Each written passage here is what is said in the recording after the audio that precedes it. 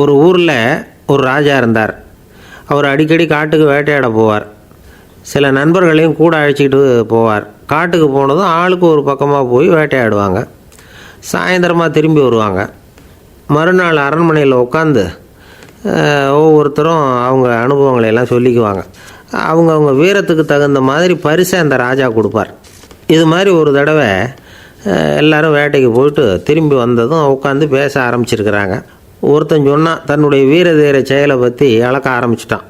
ஏன்னா அதுக்கு பரிசு கிடைக்க போகுதில்ல. அதனால் அவன் என்ன சொன்னான் தெரியுமா? அரசே, நேற்றுக்கு காட்டில் என்ன ஆச்சு தெரியுமா?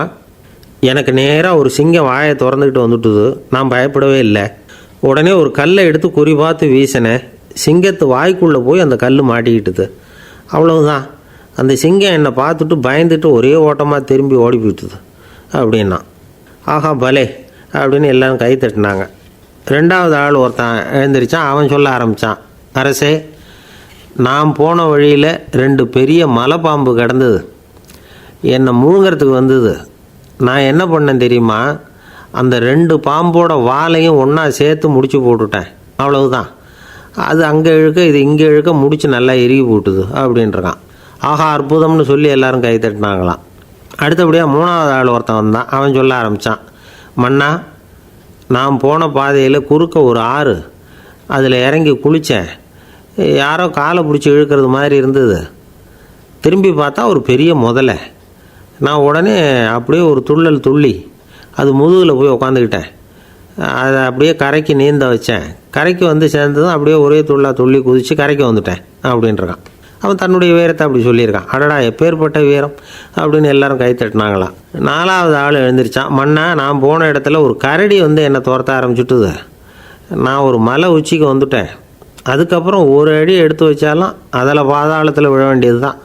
அந்த நேரம் பார்த்து ஒரு பெரிய ராட்சச கழுகு அந்த பக்கமாக பறந்து வந்தது. நான் உடனே அப்படியே உயர எழும்பி அந்த கழுகோட காலை பிடிச்சிக்கிட்டேன். அப்படியே தொங்கிக்கிட்டே வந்தேன். ஒரு நல்ல இடம் வந்ததும் தொப்புன்னு கீழே குதித்து நடந்து வந்துட்டேன்னா. இதுக்கும் எல்லோரும் கை தட்டுறாங்க. கடைசியாக ஒரு ஆள் எழுந்திரிச்சான். அரசே, நான் வந்து போன வழியில் ஒரு பெரிய யானை குறுக்க வந்தது. பயங்கரமாக சத்தம் போட்டுக்கிட்டே வந்தது. நான் பயந்து ஓடலை. உடனே என்ன பண்ணேன் தெரியுமா? அந்த யானையோட வாலை பிடிச்சி தூக்கினேன். தலைக்கு மேலே தூக்கி கரன்னு சுற்றினேன். வேகமாக சுற்றி வீசி எறிஞ்சேன். அவ்வளவுதான். அதே ஸ்பீடில் அந்த யானை மேலே போக ஆரம்பிச்சுட்டுது. இன்னும் கூட அது போய்கிட்டே தான் இருக்குது, கீழே விழவே இல்லைன்னா. இதை கேட்டதும் ராஜாவுக்கு கோபம் வந்துட்டுது. என்னை என்ன முட்டாள்னு நினச்சிக்கிட்டு பேசுகிறியா? யானையை வந்து நீ வாலை பிடிச்சி தூக்குன, அதை நான் நம்பணுமா அப்படின்னார்.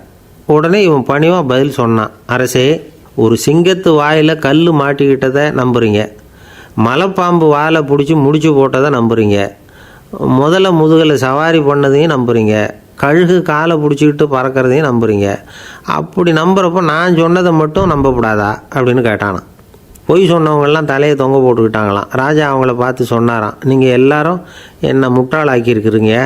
கடைசியாக பேசின இவன் தான் எனக்கு உண்மை எது பொய் எதுங்கிறத புரிய வச்சிருக்கிறான். இவன் தான் உண்மையான தைரியசாலி அப்படின்னு சொல்லி அவனுக்கே பரிசெல்லாம் கொடுத்து பாராட்டினாராம். இப்படி ஒரு கதை. உண்மையை நிலைநாட்டுகிறவன் தான் உண்மையான வீரன் அப்படிங்கிறத இதிலிருந்து நாம் புரிஞ்சுக்கணும். இந்த காலத்துல எல்லாம் பொய் சொன்னால் தான் பிழைக்க முடியுங்கிறது ஒரு சில பேரோட நம்பிக்கை. ஒரு அப்பாவுக்கு தன் மகனுக்கு பொய் சொல்ல தெரியலையேங்கிற கவலை. பொய் சொன்னால் தான் இந்த உலகத்தில் பிழைக்கலாம், ஆனால் இவனுக்கு அது தெரியலையே, அதனால் இவனை அழைச்சிட்டு போய் நடுக்கடலில் விட்டுட்டு வந்துடுவோம் அப்படின்னு அழைச்சிட்டு புறப்பட்டான். கடற்கரைக்கு போனான். மகனுக்கு சந்தேகம், எங்கேப்பா என்னை அழைச்சிட்டு போகிறேன்னு கேட்டிருக்கான். கடலில் மீன் பிடிக்க கற்றுக் கொடுக்க போகிறேன் உனக்கு அப்படின்னானா. நான் ஏற்கனவே மீன் பிடிச்சிட்டேனேன்னானா இவன் மகன். எங்கே அதுன்னு கேட்டிருக்கான். அப்பங்காரன். சுட்டு சாப்பிட்டுட்டேன்ருக்கான் புள்ள. அப்பங்காரன் பார்த்தான், சரி நம்ம புள்ள பிழைச்சிக்கோ அப்படின்னு சொல்லி திருப்பி அழைச்சிட்டு வந்துட்டானான்.